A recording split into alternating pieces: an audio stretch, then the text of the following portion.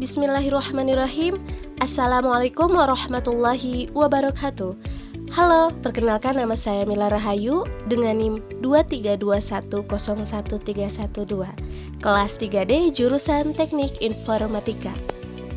Sebelumnya di sini saya akan mengerjakan salah satu tugas ujian tengah semester mata kuliah Pengantar Sistem Mobile dan Nirkabel dengan dosen pengampu Bapak Raden Deden Ahmad Hidayat.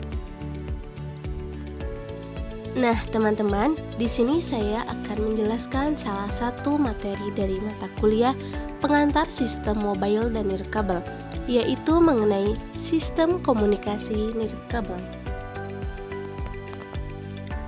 Nah, dari fakta menarik tersebut, di sini saya akan menjelaskan apa sih arti dari sistem komunikasi nirkabel. Sistem komunikasi nirkabel adalah metode pengiriman data tanpa menggunakan kabel fisik, melainkan melalui gelombang elektromagnetik seperti radio, inframerah, atau gelombang mikro. Nah, setelah pengertian di sini ada cara kerja dari sistem komunikasi nirkabel.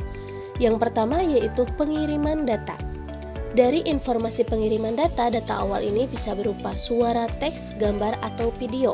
Setelah itu ada proses encodingnya, data tersebut diubah menjadi sinyal listrik atau digital oleh perangkat pengirim, seperti ponsel atau komputer, lalu dimodulasikan ke gelombang sumber pembawa.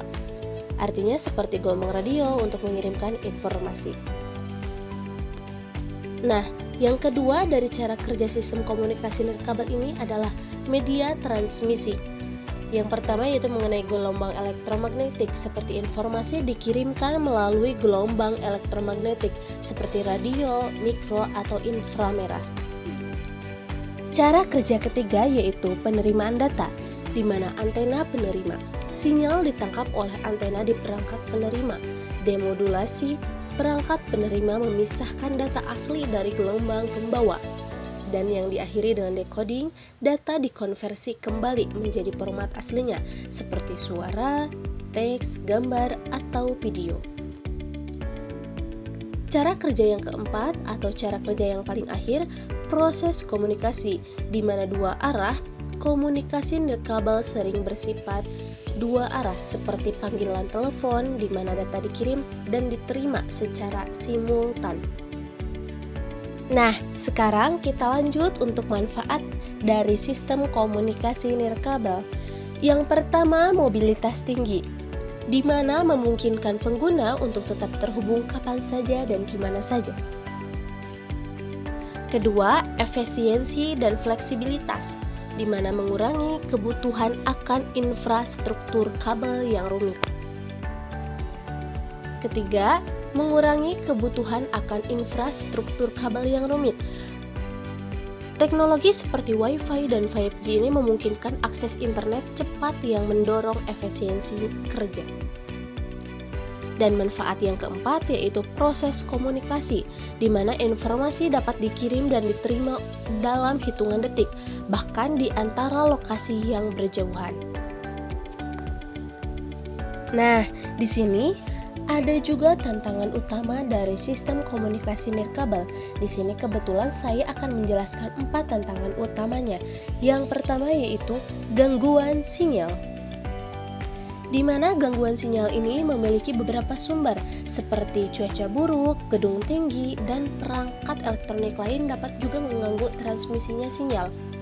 Kedua, keterbatasan jarak, di mana sinyal nirkabel memiliki jarak maksimum tertentu. Misalnya, Bluetooth hanya efektif dalam jarak pendek, sedangkan Wi-Fi juga memiliki batasan jangkauan.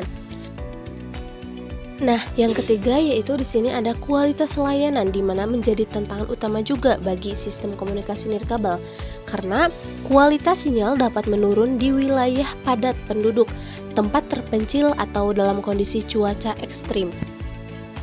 Lalu, yang keempat atau tantangan yang terakhir yaitu kompatibilitas teknologi, di mana perangkat dari generasi atau merek yang berbeda mungkin tidak selalu kompatibel satu sama lain. Misalnya, perangkat dengan teknologi lama tidak mendukung jaringan 5G. Nah, di sini ada slide contoh mengenai sistem komunikasi nirkabel.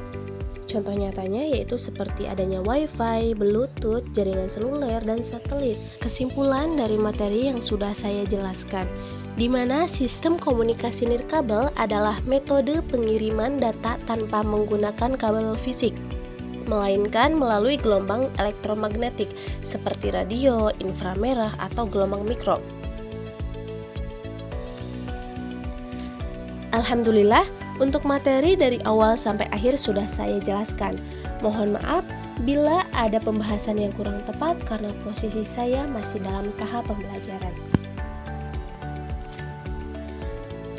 Imam Syafi'i pernah berkata, "Bila kau tak mau merasakan lelahnya belajar, maka kau akan menanggung pahitnya kebodohan." Sekian akhirul kalam, wabillahi taufik wal hidayah. Wassalamualaikum warahmatullahi wabarakatuh.